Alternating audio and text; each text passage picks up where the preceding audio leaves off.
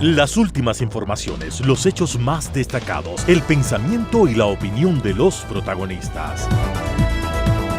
Opinión y noticia, el periodismo para todos, es posible con la independencia y ética del comunicador. En Sucesos, las noticias y las voces de quienes las hicieron o son parte de ellas. Lo del país y del mundo, política y economía, lo social y del arte, el deporte, lo que usted espera saber cada semana. Opinión y noticia, porque interpretar y hacer entender lo que sucede es la razón de ser del periodismo. Con la conducción de Félix Narváez, empezamos.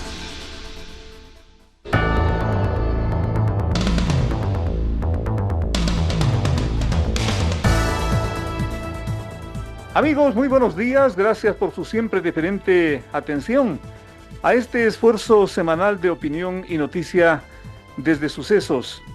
Lo hacemos en momentos de un larguísimo feriado, interminable, sorpresivo, polémico, porque más de un sector no entiende cómo es que en momentos que el país necesita trabajar, pues simplemente vino la disposición de un feriado interminable que lo estamos viviendo y que también será motivo de nuestro contenido el día de hoy. Recuerde usted que somos Radio Sucesos en el 101.7 FM y desde cualquier parte del mundo nos puede escuchar en el www.radiosucesos.fm a través del Facebook, del Instagram y del sistema X en @radiosucesos S.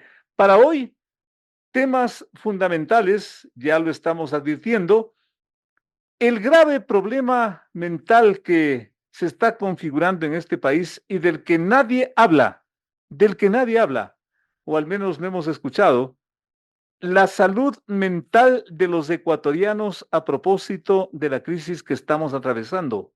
Un problema de salud pública. Lo vamos a tratar con dos destacadas personalidades del mundo psiquiátrico de este país. Mientras tanto, el presidente de la República anuncia que para el mes de diciembre estará superada esta crisis. El técnico, uno de los técnicos eléctricos de más amplia experiencia en el Ecuador, el ingeniero Luis Ordóñez, nos va a acompañar y nos dice que eso no es posible. Al menos tiene serias dudas y las va a explicar. El anuncio de que en diciembre esto estará superado. Y un comentario, yo diría una denuncia bastante grave de el exministro de Estado Gustavo Larrea, cuya candidatura finalmente fue descalificada por las autoridades electorales. Él sostiene que el gobierno, ojo, y el correísmo están empeñados en descalificar candidaturas que no les conviene para que no puedan intervenir en las próximas elecciones. ¿Qué tal? De esto y más a partir de este momento. Bienvenidos.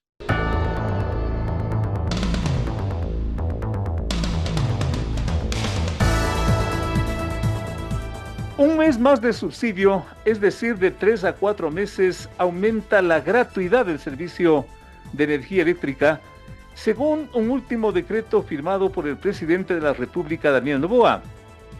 El subsidio se aplica al sector residencial y por consumos de hasta 180 kilovatios hora y en una forma de compensar, de responder a la infinidad de problemas causados a los usuarios por los apagones.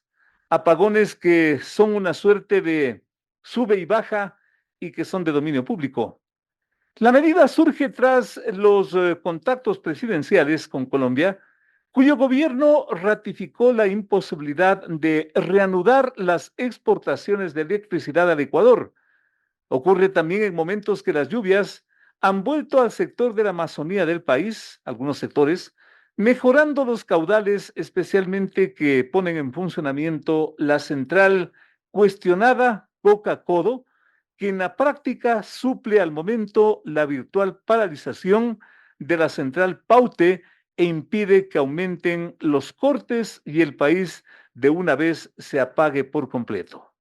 Este es el antecedente con el cual estoy dando la más cordial bienvenida al señor ingeniero eléctrico Luis Ordóñez, nuestro invitado del día de hoy, un exfuncionario de INESEL con amplísima experiencia en la materia. Actualmente es director del Centro de Investigación y Capacitación Eléctrica, una autoridad en la materia y sobre todo un técnico para que nos oriente en el momento que debemos ubicarnos. Los antecedentes me he permitido resumir, con lo cual la pregunta es obvia. El feriado como que nos empieza a hacer olvidar de todo este conflicto gravísimo que estamos pasando, o es un espejismo el que estamos viviendo. Señor ingeniero, bienvenido. Muchas gracias, Félix, y un saludo a la audiencia. Y gracias por sus comentarios respecto de que soy autoridad. Soy un profesional de la ingeniería Un eléctrica, conocedor en la materia muy amplio, ¿no? conozco algunos temas al respecto y voy a dar mi opinión desde la perspectiva técnica. Sin embargo, de que no es simplemente una perspectiva técnica la que hay que analizar en la condición actual. El déficit que tenemos de electricidad en generación es del orden de los 1,250 megavatios, es decir, requerimos un conjunto de máquinas que sumen esa potencia en el sistema para que pueda cubrir la demanda nacional. 1250 más o menos. megavatios es el déficit. Es el déficit. Y eso no lo digo yo, lo dijo el viceministro de Electricidad, igualmente cuando fue funcionario de SELEC en calidad de presidente ejecutivo. Entonces, es el déficit. ¿Cómo cubrir ese déficit? No hay otra alternativa, hay que instalar centrales. Y si es que se quiere cubrir ese déficit de la manera más rápida, al momento no hay, yo diría, nuevamente otra alternativa que sean centrales térmicas las que se instalen. ¿Sí? Es decir, que sigamos quemando combustible, petróleo, para poder cubrir la demanda. Lo otro es esperar que el azar de las condiciones ambientales y del estiaje que estamos viviendo no sean tan largas. Y por tanto, esperemos que las lluvias sean lo suficientemente frecuentes y que genere unos caudales altos en las centrales de generación hidroeléctrica para que se pueda tener la potencia en esas máquinas y también la energía necesaria. ¿Qué tan confiable es la central Coca-Cola una vez que ya han empezado las lluvias y que venga a suplir esta necesidad de energía? Bueno, Coca-Cola, con todos los bemoles que tiene, es una central que ha generado una potencia máxima de 1,460 megavatios, siendo su potencia nominal 1,500. Es una central de pasada, es decir, no almacena agua, ¿ya? No almacena agua y por lo tanto hay lluvia, esa agua pasa y genera. Hemos tenido, diría, suerte durante los años anteriores en los que las lluvias han permitido que haya una generación de energía suficiente para poder soportar la demanda. Igualmente, los datos que tiene el CENACE, el Centro Nacional de Control de Energía, muestran que más o menos el 25% de la energía, es decir, los kilovatios hora necesarios para el país, los ha proporcionado a estas centrales. Porque esta central viene a ser una especie de milagro en medio de toda esta crisis y nos está sacando del problema, pero ¿qué tan confiable, con todo respeto, es esta central donde las investigaciones, donde las auditorías que se le han hecho, pues le describen casi como una bomba de tiempo? Bueno, ahí hay el problema que se tiene es la erosión regresiva, que no sabe en qué momento pueda taponar la toma de agua. Y las fallas, ¿no? Y lo otro, el problema de las fisuras que también tiene, ¿sí? No se tiene una evaluación, o al menos no se ha publicado evaluaciones por parte de SELEC, que es la corporación que maneja la central, de cuál es la condición en la que se encuentra, como para poder decir la probabilidad de que nos entregue energía es esta, no hay. Entonces, no se sabe. Usted lo dice, puede ser una bomba de tiempo, porque no se sabe cómo va a moverse ese caudal y cómo va a afectar al río como tal y a las riberas del río y puede provocar un colapso, pero eso no se conoce. Más bien esa diríamos es la tabla de salvación actual. La tabla de salvación, Sí, así es. así Ese es el pero milagro que se nos vino. sí, pero eso debe conducirnos también a que si nosotros tenemos esa cantidad de energía ahí, debe permitir que si en las otras centrales, por ejemplo, Agoyán, que parece que ya se llenó el embalse, y que permite que funcione San Francisco, todo el complejo de Paute, Mazar, Molino, Sopladora, todo ese complejo pueda almacenar la cantidad de agua suficiente para que, como este estiaje en la previsión que se ha visto va a ser muy largo, que esa presa pueda ayudarnos a sostener un proceso de energía durante largo tiempo, pero hay necesidad de que eso se almacene. Ojalá las lluvias sigan en las condiciones que están habiendo en la zona oriental, de manera que podamos tener eso. Pero lo otro es, no hay otra salida, hay necesidad de incorporación de centrales nuevas y térmicas. El sector eléctrico tiene una capacidad instalada de 1.800 megavatios en centrales térmicas. Hablemos Trinitaria, hablemos de lo que se le conocía como Salitral, Esmeraldas 1, 2, hay Quevedo, etcétera, ¿no? Pero esa es la capacidad instalada. Sin embargo, en centrales térmicas hay que considerar que no es toda la capacidad que puede entregar por los mantenimientos que tiene, ¿sí? Y entonces, más o menos, lo que ha tomado como referencia el país es que el 60% de esa capacidad instalada es lo que está disponible. Es decir, más o menos unos 1.200 megavatios. De la parte térmica. De la parte térmica. Y entonces, por esa razón es que si no hay agua y la parte térmica tiene esta restricción, nosotros vamos a tener esta cantidad de apagones que estamos teniendo en la cantidad de horas que se ha establecido, ¿no? Estamos prácticamente caminando por el filo de la navaja, como diríamos. Y no de hoy. En eso hay que estar muy claros, porque este déficit de 1.250 megavatios más o menos es un déficit acumulado por falta de incorporación de oferta en generación en los años anteriores. ¿De cuántos años Hablemos si el índice que se tiene es de 200 megavatios por año, hablemos de 6 años. Ujú. Mientras tanto, antes de los 6 años, había energía suficiente como para poder cubrir la demanda. Pero si la demanda crece, al igual que crece, como para hacer una comparación, si la demanda en mi tienda crece y yo tengo que una salida de los fideos por libra, ¿sí? Así muy La simple. comparación está bien, ¿No gráfica. es cierto? Entonces, yo como propietario de mi tienda, sé que está saliendo ese producto y por lo tanto yo tengo que mantener en stock para que pueda seguir vendiéndose. Acá en el país, la demanda de kilovatios hora es tan grande, por lo tanto yo debo tener la suficiente cantidad de energía guardada para que se pueda entregar los kilovatios hora que se van necesitando en el país. Si yo no hago esa inversión y no me estoqueo, como suelen decir en las bodegas y en las tiendas, en esta parte de energía eléctrica esa comparación es válida, como lo que estoy explicando. Entonces, va a pasar lo que está pasando hoy. El presidente de la República anuncia que para el mes de diciembre estará solucionado este problema. ¿Es posible? ¿Qué certeza podría tener ese anuncio? A ver, vamos viendo que son 1.250 megavatios que tiene que cubrir de capacidad en máquinas instaladas, ¿no es cierto? Ujú, ujú. Eso implica que hay que adquirir esas máquinas. Sé que han hecho algunas contrataciones, están pidiendo que en 120 días pongan instalación, pero yo dudo, porque una central tiene que ser diseñada. ¿Dudamos de lo de diciembre? Yo dudo de diciembre. Personalmente es mi duda ¿Para cuándo podría ser en Mm, términos técnicos? No podría decirle, porque eso también depende de quiénes van a proporcionar las máquinas.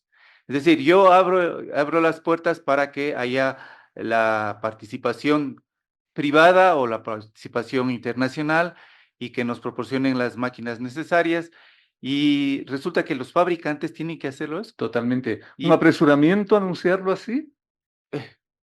Yo diría que es la falta de experiencia y creo que el país no está para tener medidas con esa condición. Diría, nos han venido engañando, yo ahí tengo que decirlo. Recuerde lo que pasó en la campaña. Nos dijeron que en el periodo que está ya como presidente iba a solucionar el problema. No se ha solucionado. Que el problema, cuando estaba en campaña decía que el problema era la transmisión, y cuando ya se sienta en Carondelet, se da cuenta de que no, es generación, porque no hay oferta. También Totalmente. transmisión tiene que resolverse, porque por ahí va a fluir la energía que nosotros necesitamos. Luego nos dijo que vamos a bajar los cortes a 4 horas, y lo que inmediatamente pasó es que subieron a 8, y a semanas seguidas subieron a 14. Es decir, no creyó en los técnicos, que es una de las cosas que es importante que aquí se resalte. Los profesionales que trabajan en SENACE, en SELEC, entonces, son profesionales que tienen muchos años de experiencia y entonces saben perfectamente que en las condiciones que se tiene el parque generador, no es posible que se pueda producir la electricidad que requiere el país, y entonces le han dado los informes, porque ¿quién pone a esas autoridades? Son los ejecutivos. Cualquier presidente es el que tiene la facultad de decir, él es presidente ejecutivo de tal empresa, y él tiene a esas personas a los que le van a dar los informes. Le dieron los informes al principio, le dieron los informes antes, en la época de Lazo, le dieron. Y él tenía esa información y sabía que el problema era por falta de generación. Y pensar que de la noche a la mañana va a resolverse. ¿Es posible que la ex ministra Robo haya conspirado para todo esto? No, yo creo que hay que investigar muy bien, pero yo creo que comerse un embalse, como lo dijeron, no es tan cierto. Hay necesidad, hay una gran cantidad de elementos que se miden en el sistema. ¿Imprevisión de Noboa? Yo diría que sí. ¿Y Sí, que puede tener un alto costo, inclusive de orden político? no sé si orden político, pero sí lo que se ve en el orden económico nacional, la propia industria, que es la que requiere esas fuentes energéticas para la producción y la exportación, mantener las fuentes de trabajo como la industria privada lo dice, no va a resolver ese problema y tiene que ellos, por su lado, tendrán que hacer la inversión necesaria. ¿Se justifica, se entiende, la negativa de Colombia de seguir vendiendo electricidad al Ecuador? A ver, nosotros Colombia, Ecuador, tenemos un estiaje casi en las mismas fechas, Claro. ¿no es Además cierto? somos vecinos, ¿no? Sí. Entonces, si tenemos excedente de energía, nosotros podemos proporcionarle al país vecino, cualquiera, Perú o Ecuador, ¿no es cierto? Inclusive, si estuviéramos integrados a nivel latinoamericano, podríamos venderle a Bolivia o a Claro, Chile, ¿no es cierto? claro. Ya, pero en lo que está pasando ahorita. Colombia tiene el mismo problema.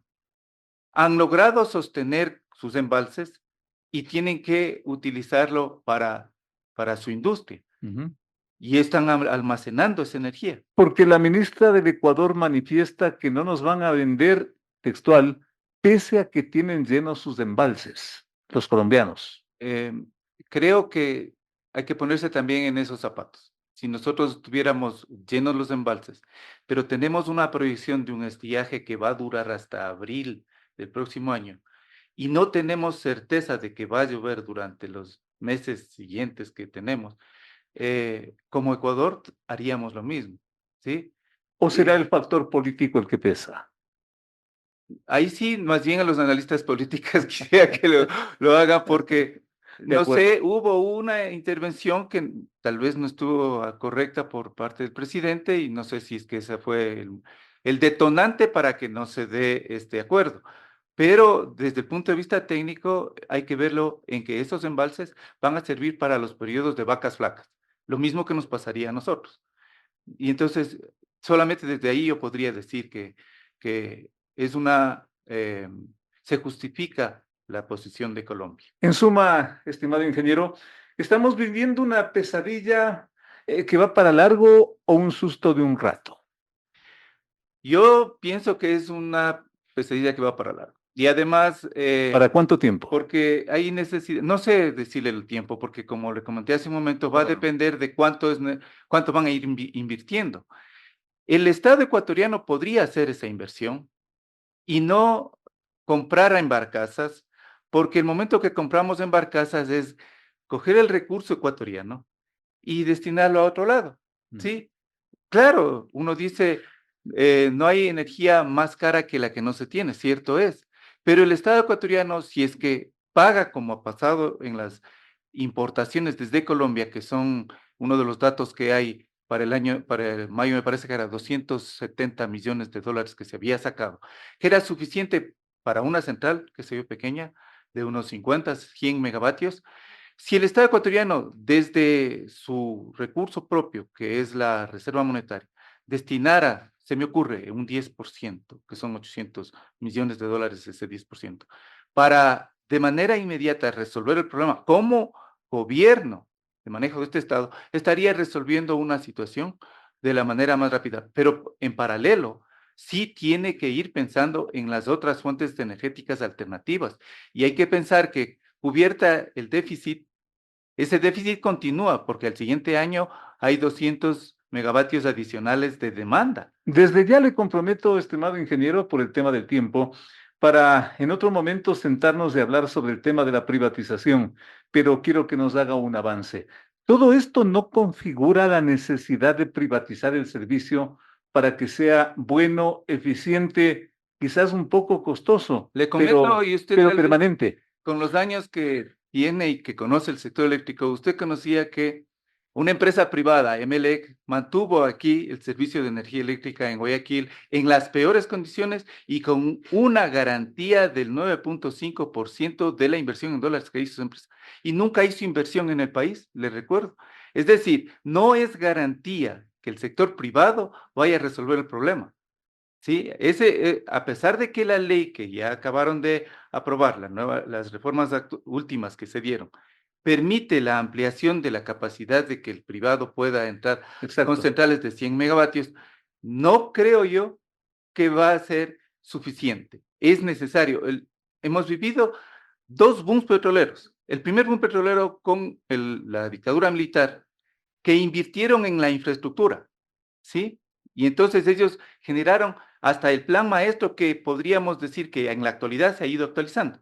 Y el segundo boom petrolero, en la época de Correa, que también se invirtió, que existen dudas sobre las inversiones de eso y que hay problemas, pues que sigue el canal legal para eso, pero hubo esa intención de que esas inversiones se hagan y se sostenga la energía en el país. Entonces, no es garantía. Y sí les recordaría a usted igualmente a los oyentes qué ha pasado en los periodos en los que han estado gobiernos que no han sido progresistas o de izquierda, que se dice que son los que quieren estatizar todo. No es así. Los gobiernos que no han sido, sino de derecha, no han hecho las inversiones necesarias en el sector eléctrico y usted recordará que tuvimos apagones en otras épocas de gobiernos de derecha. Quedémonos en ese punto, señor ingeniero Luis Ordóñez. Muchísimas gracias por su presencia, porque, como decía al principio, hay una montaña de preguntas que se han ido acumulando en estos días y yo me he permitido plantearle y lanzarle así, digamos, quizás sin ubicar necesariamente un tema en particular, pero el tema central es esto. Estamos viviendo una crisis de impredecibles consecuencias y qué bueno que usted nos dé su opinión, su punto de vista como técnico en la materia. Insisto, nos quedamos para una próxima para ver si es que todo esto debe desembocar en lo que me da la impresión varios sectores están impulsando. La privatización se dice inevitable del sistema eléctrico. Eso para otra oportunidad. Por ahora, me quedo con eso que también me llama la atención. Dice el presidente que en diciembre debe estar superado todo esto. El técnico dice lo contrario. Ustedes, amigos, saquen las conclusiones en un momento con más. Entrevistas importantes que tú quieres escuchar. La mejor información, la más grande opinión. Periodismo de verdad. Con Félix Narváez.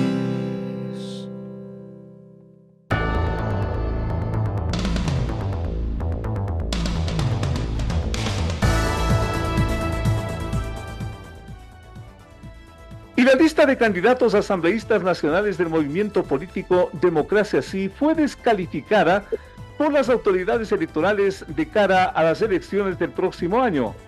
La lista de Democracia Sí estaba por el ex ministro de Estado, el doctor Gustavo Larrea, y es parte de la serie de descalificaciones donde también están las organizaciones políticas Avanza, Pachacutic y el Movimiento Construye. Nuestro contacto a esta hora con el doctor Gustavo Larrea, a quien le agradecemos, rogando a nuestro público también su comprensión. Este tema de la energía eléctrica realmente se va ahondando y, bueno, pues ustedes comprenderán la calidad de nuestra señal y de nuestro material no es lo óptimo, pero le escuchamos, doctor Gustavo Larrea. ¿Cómo toma usted esta decisión y tickets, esta decisión de las autoridades electorales, la descalificación como asambleístas nacionales aspirantes a esa dignidad? Lo escuchamos, doctor, muy amable, bienvenido.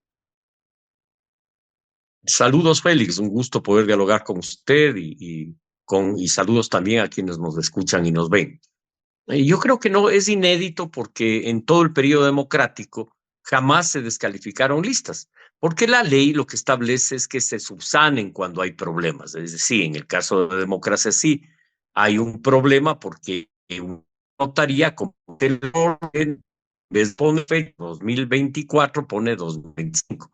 Ese error que se comete en 4 actas notariales de la provincia de Manabí podría ser fácilmente comprobado que fue un error de la notaría y subsanado poniendo la ficha adecuada. Así de simple es.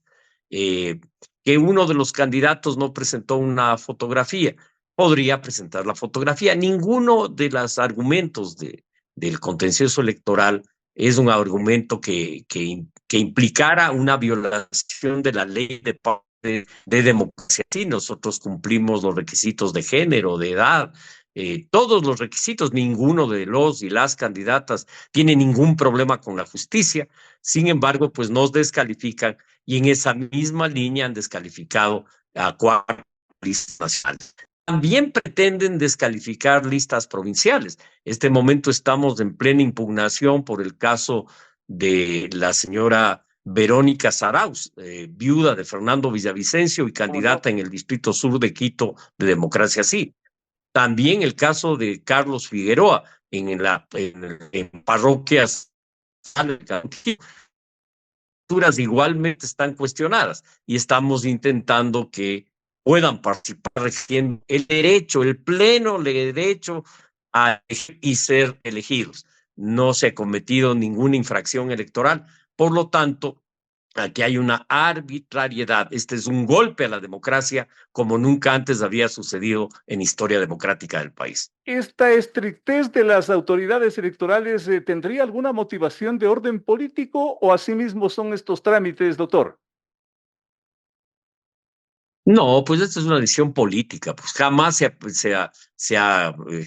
digamos, jamás en 40 y pico de años de democracia no se ha dejado una lista fuera por un tema de trámite, nunca antes. Es decir, esta es la primera vez. Esta es una decisión política, ahí hubieron operando gente del gobierno y del correísmo para que no se inscriban listas específicas. Y eso es lo que pasó, intentando configurar una asamblea antes de que el pueblo elija en las urnas quién quiere que vaya o no vaya a la asamblea. El soberano es del pueblo y él debería decidir quiénes los representamos o no, y no una maniobra politiquera en el Consejo, en el Tribunal Contencioso Electoral, que es lo que hemos vivido en esta última semana, que en definitiva es un atentado a la democracia y al Estado de Derecho. Bastante grave lo que usted manifiesta, estimado doctor, como que habría un entendimiento, si es que cabe el término, o cómo entender esta coincidencia entre el gobierno y el correísmo para las operaciones que estamos viendo, doctor. Inexplicable, porque aparentemente no tienen nada que ver y probablemente no tengan que ver en otros objetivos, pero en este objetivo de descalificar candidaturas parece que actúan juntos. Parece, digo, porque hay que investigar a fondo. Todos sabemos que ahí operó el señor Jarrín, abogado Jarrín, abogado de Glass, operó en el Consejo Electoral y en el contencioso, en el Tribunal Contencioso Electoral. Sabemos que había una decisión de evitar o un lobby para evitar que ciertas candidaturas sean inscritas. Lamentable por la democracia. El país está sumido en una profunda crisis de ética, jurídica, de seguridad, en una crisis energética, una crisis económica, social y no sé si lo más grave, pero algo que afecta sin duda es la crisis de ética y moral que invade la República. Pero ¿qué pueden tener el gobierno o el correísmo contra el doctor Gustavo Larrea, por ejemplo, doctor? Bueno, yo planteé claramente varias propuestas, lo he venido diciendo: la eliminación del Consejo de Participación Ciudadana, la eliminación del Consejo de la Judicatura, que es el causante de la grave crisis ética y moral que vive la justicia. Hay que barrer con la injusticia incrustada en los órganos de decisión judicial, que han permitido que narcotraficantes, criminales y corruptos salgan ilegalmente libres. Algunos ya han vuelto a la cárcel, pero muchos están ahora prófugos.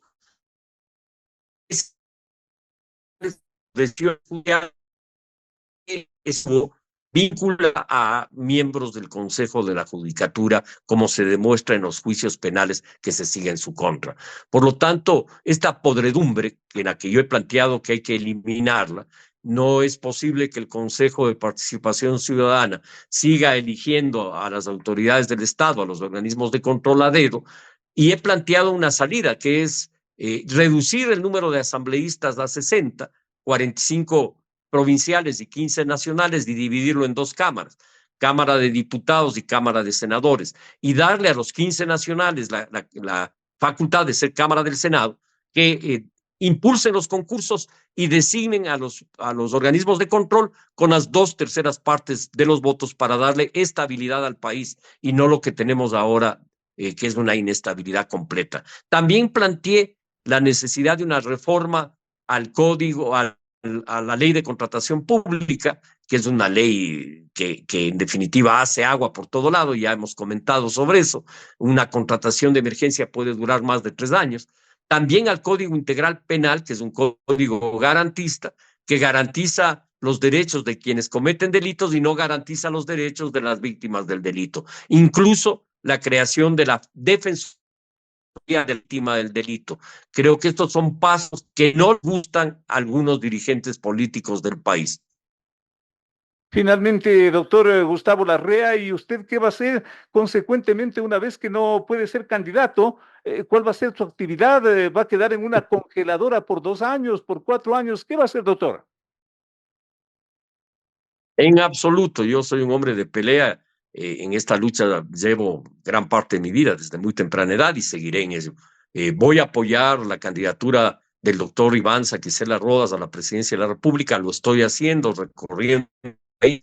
Al voy a implicar esfuerzos para que nuestros compañeros candidatos asambleístas en las provincias vayan a la Asamblea Nacional, que Democracia Sí tenga un bloque ético y democrático para impulsar transformaciones que no dependen de una persona, dependen de muchas personas, depende de la fuerza electoral que obtengamos, y estoy seguro que vamos a tener una bancada sólida, fuerte. Por lo tanto, un revés manipulado político no me destruye en absoluto. Sigo con la misma energía, fuerza y convicción. Este país necesita cambios profundos y yo arrimaré el hombro para que esos cambios se produzcan. Al doctor Gustavo Larrea, agradecerle por esta comparecencia, por esta primera reacción frente a esta sorpresiva decisión de las autoridades electorales en los términos que ustedes acaban de escuchar. Doctor Gustavo Larrea, hasta la próxima. Muy amable, muy gentil. Muchas gracias, Félix. Un abrazo y un abrazo a todos los que nos escuchan y nos ven. Muchas gracias. A usted, doctor Gustavo Larrea, muchísimas gracias. Allí tienen ustedes una primera reacción, un análisis, una evaluación, digamos, de lo que significa esta decisión del contencioso electoral y del Consejo Nacional Electoral. Poner al margen a la lista de candidaturas nacionales, aspirantes que eran a la legislatura nacional por democracia sí, pero sorprende también parte de lo que manifiesta el propio doctor Gustavo Larrea, que otros nombres que no interesaría al gobierno, dice él, y también al correísmo, qué cosa tan rara, habrá que averiguarlo, también están en problemas. En fin, veamos qué ocurre a pocos días de que este proceso de calificación se cierre y tengamos la lista de los que definitivamente van a concursar. Una pausa para volver con más.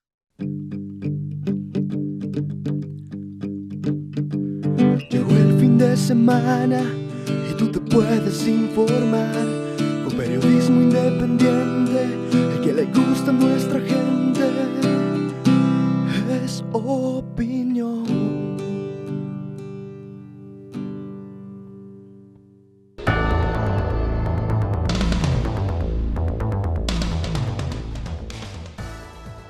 Y una segunda pandemia atraviesa al país con la crisis de energía eléctrica que por más de un mes altera todas las actividades públicas y privadas de este país.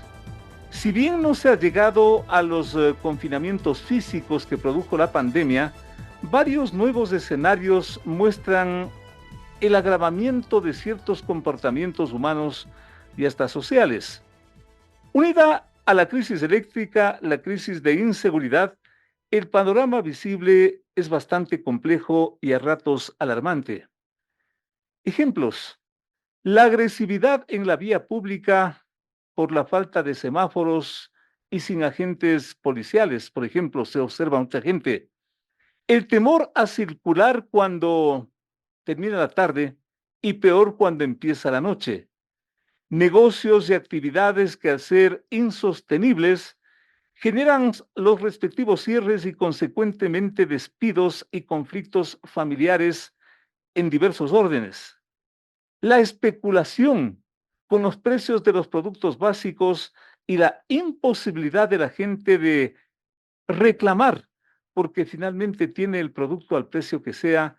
En fin, los casos y las cosas son interminables que nos están presentando un panorama psicológico social bastante complejo.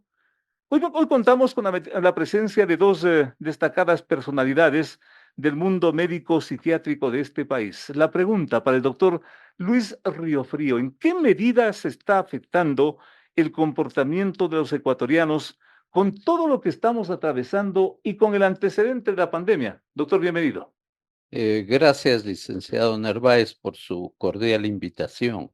Yo al respecto tendría que decir que entre los factores nocivos que el ser humano puede recibir del entorno externo, del entorno interno, del entorno embriológico y el genético, estos factores mencionados por usted entran en la categoría de los agentes paratípicos, exógenos, Dicho en palabras más simples, con todo respeto, doctor. que generan una situación de conflicto interno a nivel psíquico emocional, generando lo que sería una frustración.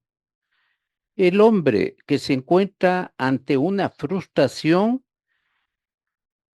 se da cuando él desea tener algo y no lo consigue. Cuando él quiere un estatus y no lo posee.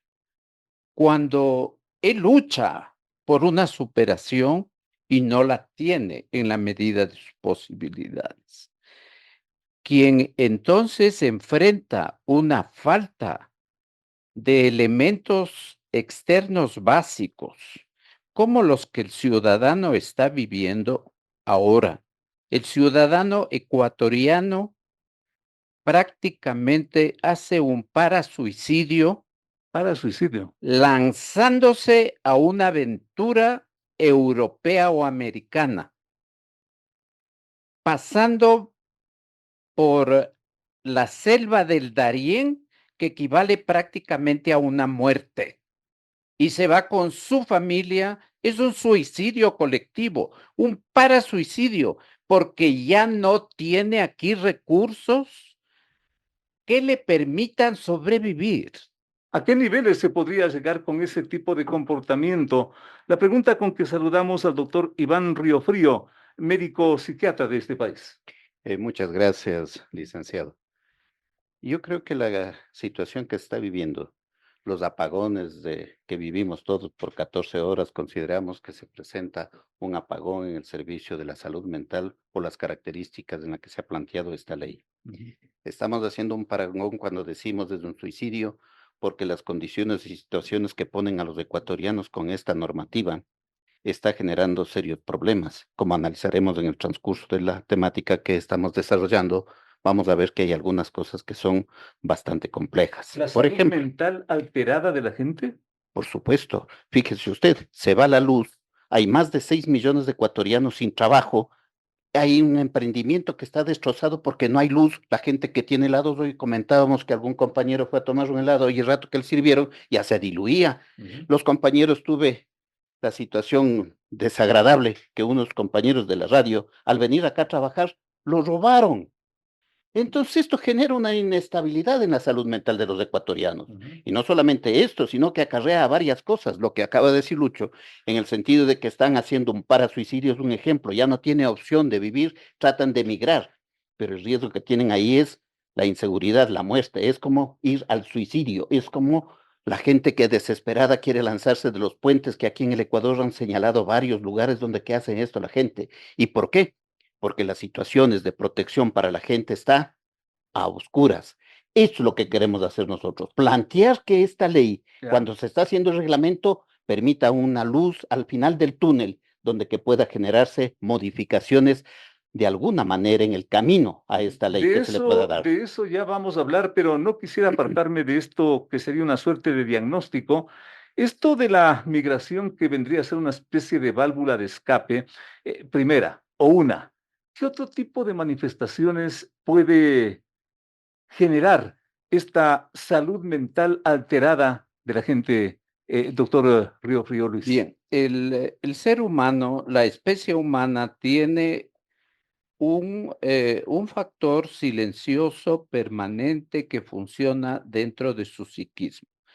Permite el equilibrio mental gracias a los procesos córticos subcorticales que funcionan persistentemente, permanentemente, pero cuando los estímulos son muy fuertes y duraderos y no dejan de estar presentes, eso genera en el ser humano la ruptura de ese equilibrio.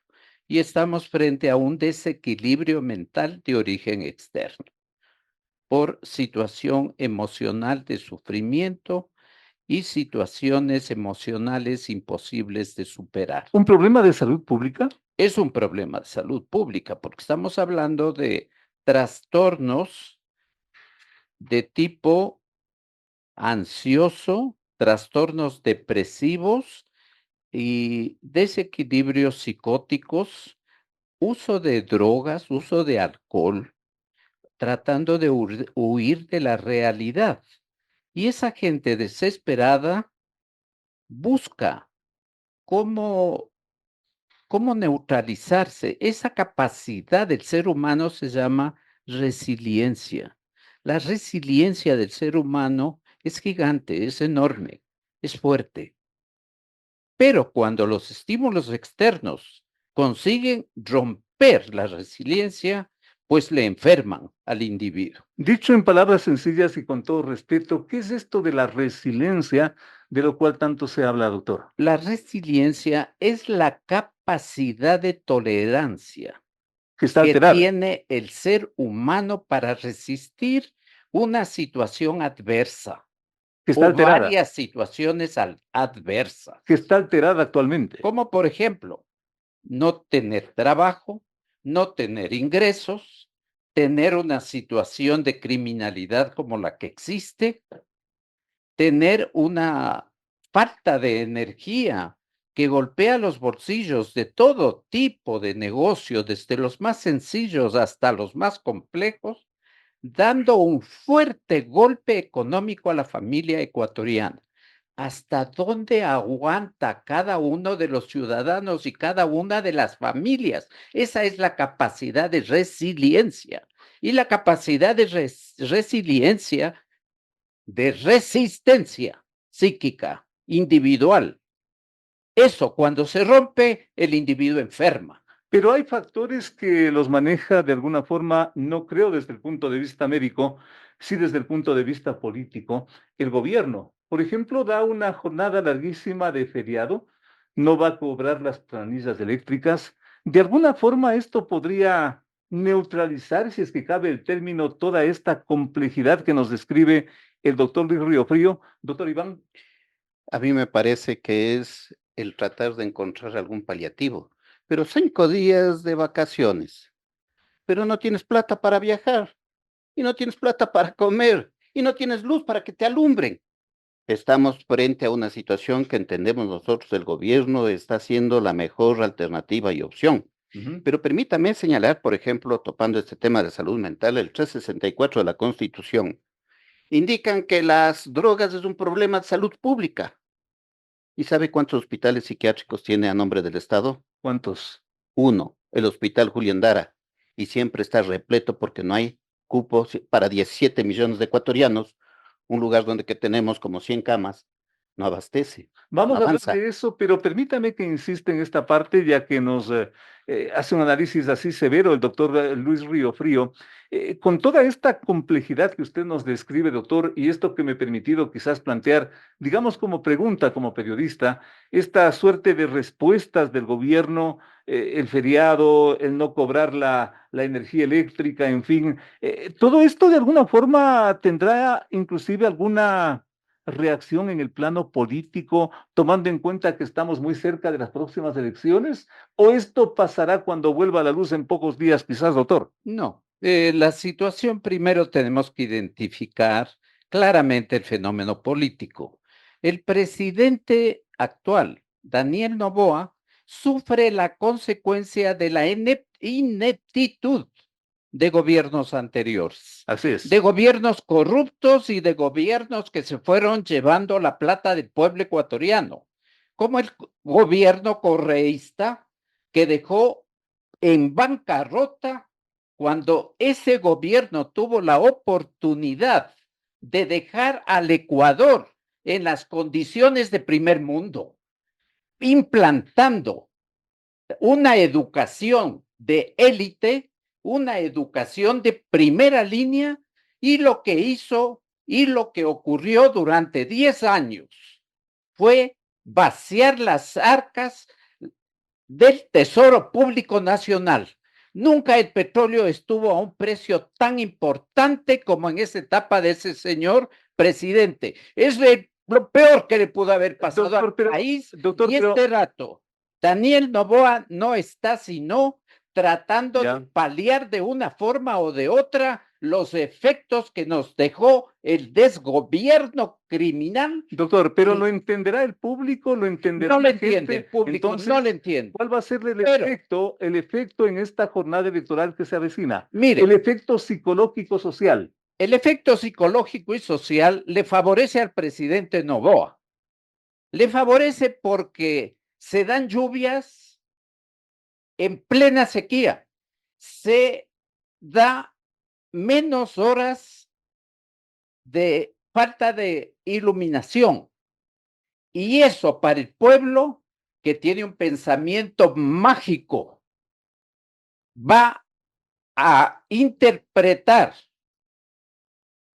que el presidente Noboa debe ser aquel que desde la divinidad Dios le ayuda porque está lloviendo, y eso, si este rato haríamos una curva de votación estadística y de encuesta estadística, Noboa seguro ganaría en primera vuelta. Dejemos eso para el análisis eminentemente político. Como yo no me aparto de la parte médica, doctor, y me inquieta esto que nos afirma también el doctor Iván Riofrío, respecto a que estamos frente a un problema gravísimo de salud pública por el problema mental que está afectando todo esto a la gente, a los ecuatorianos, y tenemos un solo hospital. Hablemos de la ley, qué tipo de reformas, qué tipo de elementos deberían incorporarse a lo que está en trámite para enfrentar este tipo de problemas. Como conclusión, doctor Iván Río Por Frío. supuesto. Nosotros vemos que el planteamiento que está haciéndose señalan que debe hacer un equipo de salud mental donde que está conformado por el médico psiquiatra, por la trabajadora social, por la enfermera psiquiátrica, el psicólogo clínico. Y ahí vienen serias deficiencias. Por ejemplo, no puede ser que se hable del psicólogo en general, porque hay para especialidades.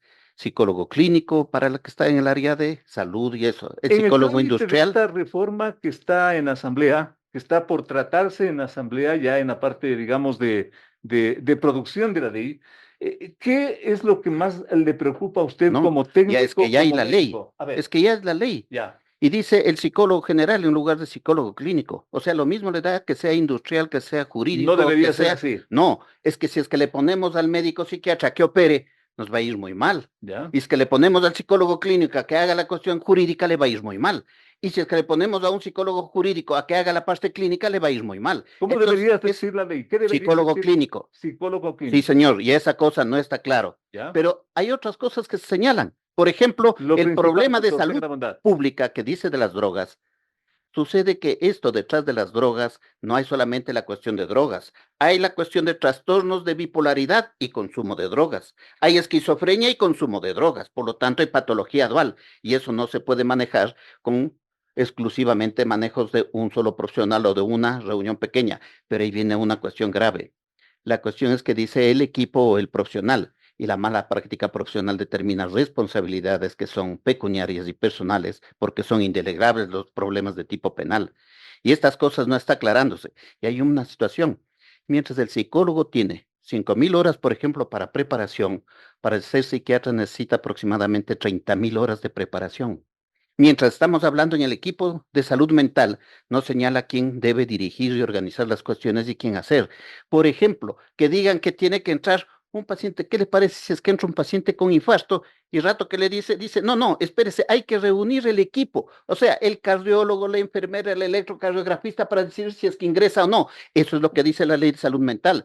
Un paciente con intento suicida, hay que reunir el equipo para que el equipo decida si debe ingresar. Estas son fallas que estamos viendo que son graves. Una ley con muchas fallas. Sí, señor. Por eso es lo que estamos generando una situación de evidenciar a la comunidad, de ver las situaciones, y lo que estamos haciendo es buscar la forma de proteger el equipo, tanto el psiquiatra como el psicólogo. Si es que tiene un paciente con intento suicida, no identifica bien, no le da los cuidados que merece y se suicida, va a haber mala práctica profesional, negligencia, imprudencia, etcétera, ¿no es cierto? Esto va a dar responsabilidades. ¿Qué es lo que estamos planteando? Que se modifique, que en este reglamento se haga. El señor ministro de Salud ha señalado que la viceministra Maula, con quien hemos tenido conversaciones y que estamos esperando que se nos fije día y hora para poder asistir, para arreglar, encaminar y dar los criterios que esta ley, que este reglamento deba darse para el beneficio de los ciudadanos ecuatorianos. ¿Quién sabe que estemos, usted, yo, cualquiera de esos con problemas de salud mental? Que estemos expuestos en cualquier momento, cualquiera. Ninguno estamos exentos de tener problemas de esta naturaleza. Gente que ha sido despedida hemos visto con problemas de días de Problemas suicidio. agravados por esta crisis Pero que la hemos comentado al principio. por supuesto que hay 6 millones de ecuatorianos sin trabajo. Dígame usted si es que un padre de familia que no puede llevar alimentos a su familia, ¿qué hace? Es para volverse loco. Doctores, muchísimas gracias. Un Quería honor tenerles por acá. solamente, quería En solamente la parte añadir final, algo. tenga la bondad. En realidad, la Asamblea promulga las leyes. La Ley de Salud Mental, la Ley Orgánica de Salud Mental, fue promulgada en enero de este año. Este momento estamos en el tiempo justo para que el Ejecutivo, para que el Ministerio de Salud, como representante del Ejecutivo, del señor presidente, elabore el reglamento. Ya que la ley fue mal lograda y tiene muchísimos defectos, nosotros tratamos de corregir, de neutralizar con el reglamento esa mal dada ley. y queremos aportar con nuestra experiencia, con nuestro conocimiento, todos los psiquiatras del país. Se ha unido Guayaquil, Cuenca, Quito, en las federaciones que representa al médico psiquiatra e incluso se ha unido la decana de Cuenca, que es la presidenta de la Asociación de Facultades Ecuatorianas de Medicina, con el propósito de que trabajemos conjuntamente con los psicólogos y hagamos un reglamento fortificado que sirva. Aprovechemos haciendo un reglamento que sea con visión heurística, holística, con un enfoque integral. Vamos a ver qué pasa, doctor. Integrador. Muchísimas gracias. Gracias a nuestros dos invitados, los psiquiatras médicos, el doctor Luis Riofrío y el doctor Iván Riofrío, este último inclusive miembro de la Asociación Ecuatoriana de Psiquiatría. Miren ustedes todo lo que yo no he escuchado respecto a toda esta crisis, primero de inseguridad y después la crisis de energía eléctrica.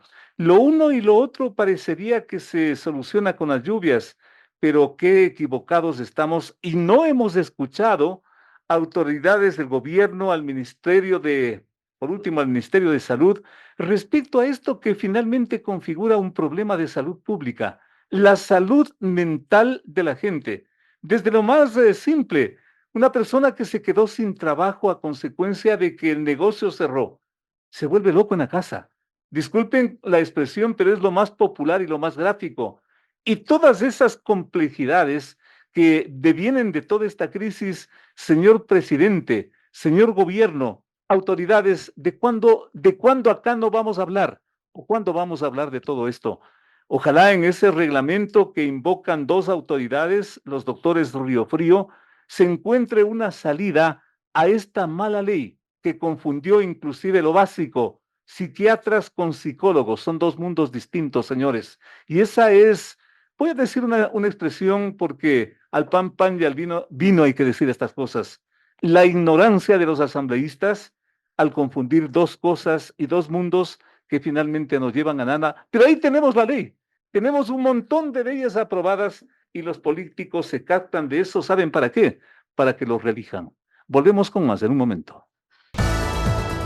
De 8 a 9, con el periodista Félix Narváez, otro aporte de Radio Sucesos a la opinión libre y enterada del oyente.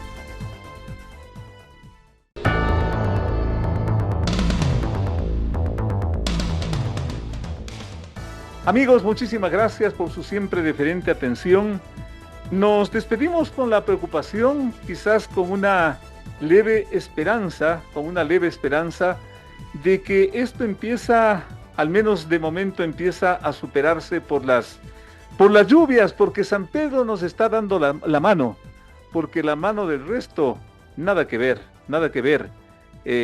Pecamos de imprevisión, pecamos en su momento y en cada gobierno de corrupción, de ineptitud, de inexperiencia, de tantas cosas que nos tienen en esto que los dos psiquiatras ya analizaron, con un problema de salud pública, que es la alteración del comportamiento psicológico de la gente. ¿Y cuándo vamos a hablar de esto, señor ministro de Salud? ¿Le preocupa esta situación?